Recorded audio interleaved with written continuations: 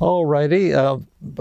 Sometimes we like to answer your questions. If our subscription rate goes up just a little bit more, we're going to have a free Q&A hour for all of you who are subscribing to our channel. So if you haven't subscribed, go ahead and subscribe. But anyway, I have a really neat story, and it's an answer to a question that one of you posed on one of our videos. And the thrust of it is this. The type of therapy I do is all about the idea, going back over 2,000 years to the Greek philosopher Epictetus, who said, our depression, anxiety, negative feelings do not result from the circumstances of your life, do not result from the good and bad things that happen, but rather from your thoughts about them. And so I'm always having videos showing how to change the way you feel by smashing those distorted negative thoughts that make you miserable, that voice in your brain that says you're not good enough and, you'll never get better, something terrible is going to happen and things like that. But the question was, can you use these techniques to boost happiness as well as reduce depression? And the answer to that is, for the most part, no. The techniques that lower depression or make depression disappear entirely have a little bit of boost in positive feelings, but it's not a great boost because the things that cause happiness, the factors, are different. Those are different kind of thoughts from the thoughts that cause depression. There is a way to do it, though, and it's really neat. Many of the people who in this channel, and maybe you, are tuning in to learn how to overcome negative feelings, depression, anxiety, panic, loneliness, inadequacy, anger, and so forth. And boy, we have a ton of techniques for that. But we got a question from one of you, which was a little different, and it might be on your mind too. How can I use these techniques to boost my happiness? And I have a great story for you about that. In Philadelphia, I used to have this intensive program where people would come from out of town and stay in Philadelphia and work at my clinic, which used to be at the old Presbyterian University of Pennsylvania Medical Center. I think it's now owned entirely by the University of Pennsylvania. They bought our hospital, but it used to have that name. And they would come for what I called an intensive, which was, many outpatient sessions compressed into 3 days or 5 days from several therapists working together. And the idea is to cause really high-speed change for people. And I still do high-speed change, but I can do it alone now in 2 hours. I don't need many therapists in a week. But at the old days, it was quite a breakthrough in and of itself. And we had this lovely young woman who came from someplace in the South. She was what you might call a Southern belle. She was very pretty and very polite and really a neat person. But she told me that her goal was to have more fun in life. That was what she said in one of her sessions. And to give you some background, she came from this very, you might say, rigid religious family. I came from a strictly religious background myself, and sometimes sexuality or fun or things like that, there's a kind of spiritual tradition where those things are bad. And I think she kind of had that kind of background. So she was very prim and proper, and but she said she wanted to have more happiness in her life.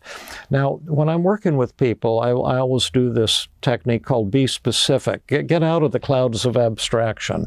See, some people, they try to say, here's how to have more happiness in your life, and then they give you these things to do. And it's kind of bullshitty because we're all different, and these fads that go around of saying, have gratitude training. You'll be happier if you express gratitude every day. Some formula or some meditation thing you're supposed to repeat yourself to over and over. I think that stuff is bullshit. I won't say that though because I don't want to insult anyone.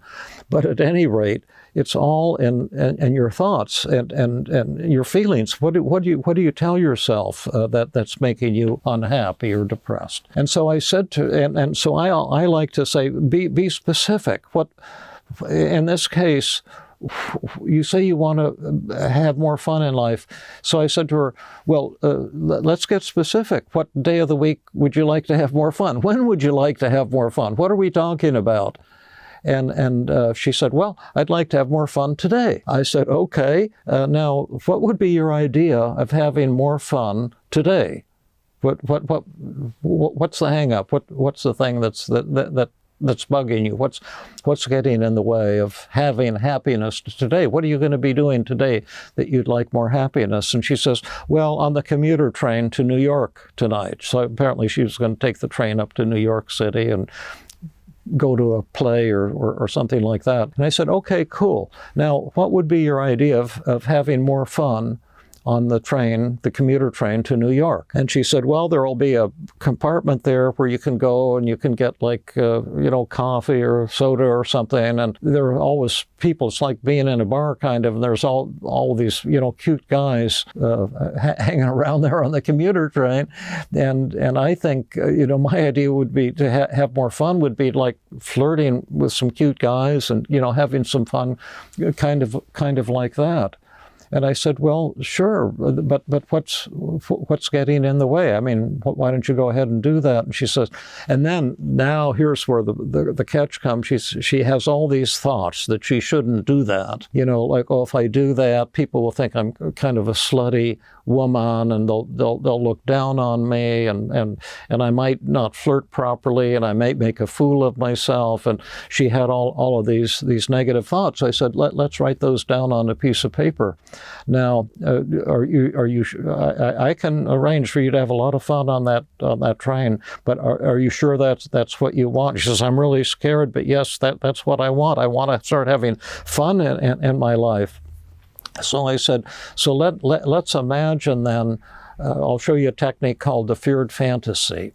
And let's imagine that you're there and you're flirting with some guy and some person starts judging you. This is an Alice in Wonderland nightmare world where your worst fears come true. And what do you imagine this person would be thinking about me? And she said, well, they'll probably think I'm flirting shamelessly with this man. And so I said, okay, now you play the role of you, and you can play the role of this passenger on the train who's not only thinking that about you, but gets right up in your face and says things like that to you. So go ahead and say that to me. So she said, okay, young lady, I judge you because I think you're flirting shamelessly with this handsome fellow. And then she says, now how are you going to respond to that? And I said, oh, well, thank you for noticing. I've been taking some shameless flirting training from Dr. Burns in Philadelphia, and I'm glad you noticed because I'm kind of proud of myself, and this guy's kind of a sexy guy, and so I'm really, really kind of enjoying myself. And I said to her, who won? She said, oh, man, you won big time. And I said, how did I win?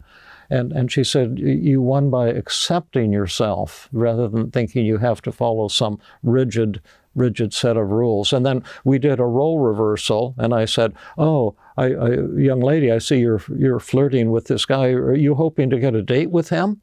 Aren't you flirting with him shamelessly? And she said, yes, I am flirting with him shamelessly because I think he's hot, and I hope he does ask me for a date. And I said, who won? She said, I won big. So I said, okay, now you know what you've got to do on that train. Are you going to do it, or are you going to wimp out? Because you've got to agree to do. If you want to work with me, you've got to do your psychotherapy homework, and that's your psychotherapy homework for tonight. We went over the rest of her negative thoughts, and she blew all of them out of the water. And she came back the next day, having taken gone to New York and did her thing and took the train back. But she was on a high, and she said that I had the most fun of my entire life last night. And she confronted her fears. She flirted with a lot of guys. She got a lot of very positive feedback, as I knew she would, because she was just totally lovely and attractive and really just smart and sweet and neat young lady. So that's my message there, is that always your thoughts create your moods.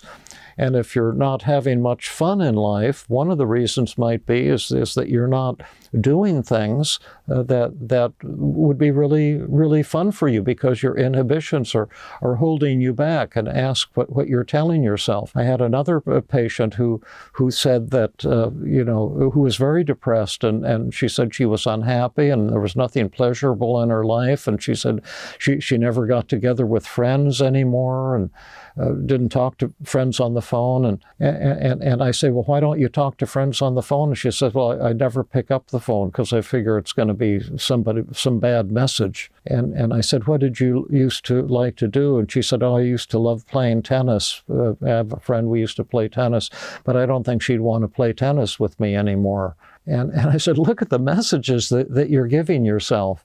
I said, suppose I gave you a homework assignment to call that friend and ask if she'd like to play tennis, tell her that you've missed her, and ask how she's been. Talk to her and go out and play tennis with her. How enjoyable do you think that would be? And she predicted between 0 and 100. I gave her a little sheet to write these predictions down. She predicted like 10%. She'll probably brush me off, and she won't want to play tennis with me anymore. And then if we play, I won't be any good and it won't be any fun. She made all these low predictions. She came back the next week and she was over the top that her friend had said, yeah, I've been missing you. I'm so glad that you called, and I've called you many times and no one ever seems to answer the phone. And she had a great connection with her friend.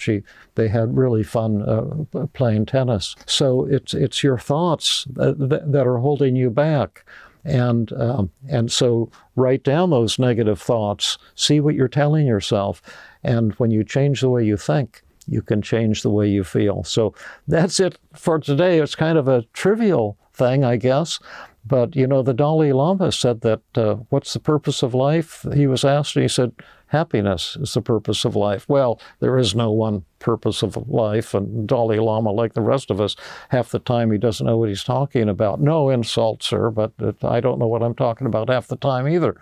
But happiness is a huge purpose in life. We have a lot of purposes. That's a tip. You don't necessarily get more happiness just by doing happy things, because if you're depressed and you go to a theater, you'll probably feel even worse, and you're with all these people who are having fun and you're feeling depressed and probably a miserable experience. But the way you change the way you feel is by changing the way you think. Write down your negative thoughts and see what you're telling yourself. You'll find those thoughts are distorted. And now, I don't know how to do that, you say. Well, of course you don't know how to do that. But fortunately, if you look at this link, wherever it is, to the Feeling Great app, that we've trained AI to teach you how to do these things. We've trained a little AI guy to be exactly like David, exactly as we would work together if you were here with me in my office. And this is not my office. This is a little video studio. But you know what I'm saying. And check it out. And you can take a free ride on it and see if you like it. Because my goal is to help you change the way you think and feel, and help you find a way not only to overcome negative feelings, but also to boost your joy and happiness. Well, that's it for today. Thank you for tuning in. I really appreciate you.